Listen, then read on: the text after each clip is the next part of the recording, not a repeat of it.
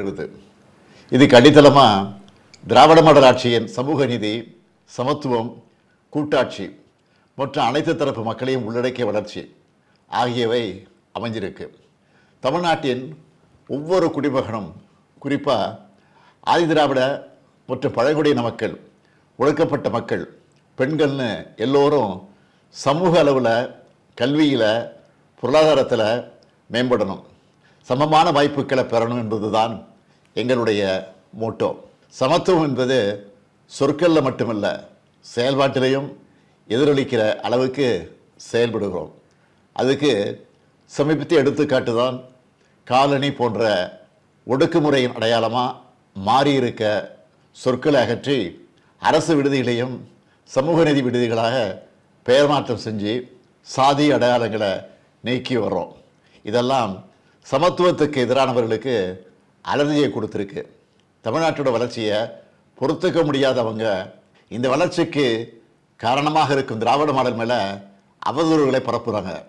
அவங்களையெல்லாம் புறந்தள்ளி எங்களுடைய பயணத்தை தொடர்ந்துட்டு இருக்கோம்.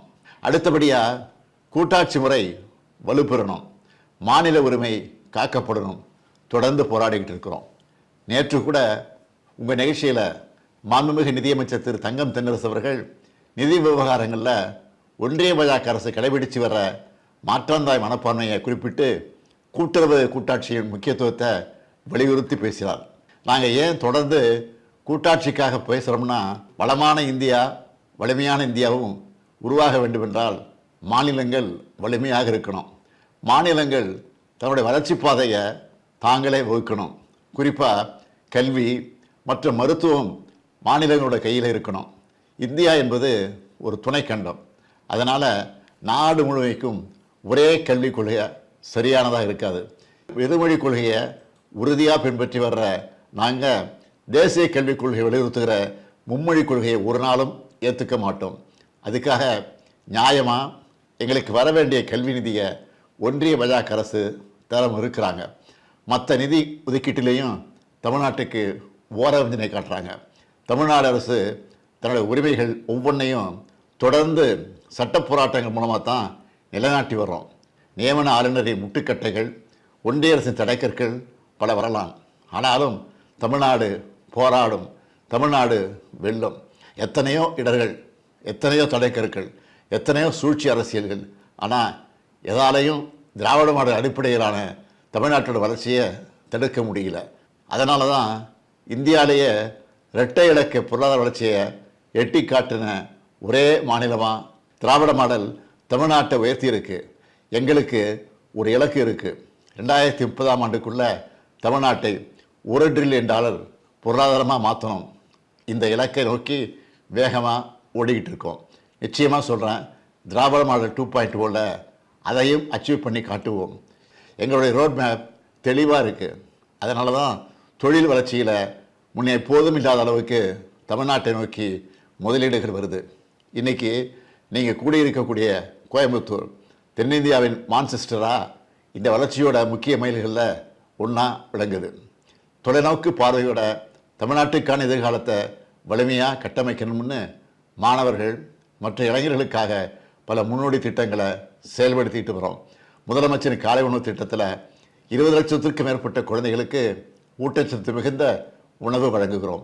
இளைஞர்களை அப்ஸ்கில் பண்ணுற நான் முதல்வர் திறன் மேம்பாட்டு திட்டம், 1000 அரசு பள்ளி மாணவர்களுக்கு முதன்மையான உயர்கல்வி நிறுவனங்களில் கல்வி பயில வாய்ப்பு உருவாகியிருக்க திறனறி தேர்வு திட்டம், பெண்களின் உயர்கல்வியை ஊக்குவிக்க மாதம் 1000 ரூபாய் வழங்குகிற புதுமை பெண் திட்டம், அதே போல் மாணவர்களுக்கான தமிழ் புதல்வர் திட்டம்னு நாங்கள் உருவாக்கியிருக்க திட்டங்கள் எல்லாம் அதோட நோக்கத்தில் வெற்றி அடைஞ்சிட்டு இருக்கு. எங்களை பொறுத்த வரைக்கும் கல்விக்கு எந்த தடையும் ஏற்படக்கூடாது. ஏன்னா கல்வியோட முக்கியத்துவத்தை உணர்ந்தவங்க நாங்கள். கல்வி என்பது நாம் போராடி பெற்ற உரிமை. இன்றைக்கும் கல்விக்கு எப்படிப்பட்ட இடர்கள் உருவாக்கப்படுதுன்னு உங்கள் எல்லாருக்கும் நல்லா தெரியும். நான் உறுதியாக சொல்கிறேன், யார் எத்தனை தடைகளை ஏற்படுத்தினாலும் கல்வியில் எங்கள் முன்னேற்றத்தை தடுக்க முடியாது. அதே போல் பெண்கள் முன்னேற்றம் மற்றும் பாலின சமத்துவத்தை நோக்கியும் உழைச்சிக்கிட்டு இருக்கோம். மகளிர் உயர மாநிலம் உயரும். அதுக்காக 1,17,00,000 மகளிர் மாதம் 1000 ரூபாய் பெறும் கலைஞர் மகளிர் உரிமை திட்டம், 528 கோடி முறை கட்டணமில்லா பேருந்து பயணம், செஞ்சிருக்க விடியல் பயணம் திட்டம் போன்றவற்றை செயல்படுத்தி கொண்டிருக்கிறோம்.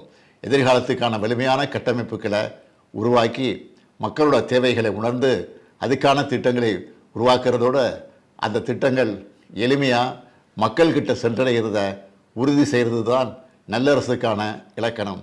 அந்த வகையில் உங்களுடன் ஸ்டாலின் திட்டம் மூலம் 10,000 சிறப்பு முகாம்கள் நடத்த திட்டமிடப்பட்டு இதுவரை 5,691 முகாம்கள் நடத்தி முடிக்கப்பட்டிருக்கு. இதில் 46 அரசு துறை சேவைகளை வழங்குகிறோம். மாற்றுத்திறனாளிகளுக்கு உள்ளாட்சி அமைப்புகளில் இடஒதுக்கீடு கொடுத்து அவங்க குரல் ஒலிக்கிறத உறுதி செஞ்சுருக்கிறோம். இப்படி மக்களுக்கான தேவைகள் என்னென்னு பார்த்து செய்கிறதால தான் பலரும் நம்ம திராவிட மாடல் அரசை இந்தியாவுக்கான வழிகாட்டியாக சொல்கிறாங்க. யூடியூப்பில் பல வட இந்திய சேனல்களும் திராவிட மாடலின் செயல்பாடுகளை தங்களோட மாநில மக்களுக்கு எடுத்து சொல்கிறாங்க. நேற்று கூட கேபிசி நிகழ்ச்சியில் அமிதாப் பச்சன் அவர்கள் மன்னார் வளைகுடாவில் இருக்கக்கூடிய கரியாச்செல்லி தீவை காப்பாற்ற திராவிட மாடல் அரசு எடுத்து வர்ற முயற்சிகளை பற்றி சொல்லியிருக்கிறாரு. இப்படி யாரையும் புறக்கணிக்காத திட்டமிட்ட வளர்ச்சி பாதைகள் செல்லும் தமிழ்நாட்டின் பயணம் ஒவ்வொரு குழந்தைக்கும் தரமான கல்வி, ஒவ்வொரு பெண்ணுக்கும் மேம்பாடு, ஒடுக்கப்பட்டவருக்கு உயர்வு என்பதை உறுதி செய்யுது. உங்கள் எல்லோருடைய ஒத்துழைப்போட உலக அளவில் தலை சிறந்த மாநிலமாக தமிழ்நாட்டை உருவாக்க எல்லா முயற்சிகளையும் தொடர்ந்து நாங்கள் மேற்கொள்வோம்னு உறுதியளித்து இந்த வாய்ப்புக்கு நன்றி கூறி விடைபெறுகிறேன். வணக்கம். பிளே ஸ்டோர் மற்றும் ஆப் ஸ்டோரில் இருந்து பாலிமர் செயலியை QR கோடு மூலம் பதிவிறக்கம் செய்யுங்கள். செய்திகளை உடனுக்குடன் பெறுங்கள்.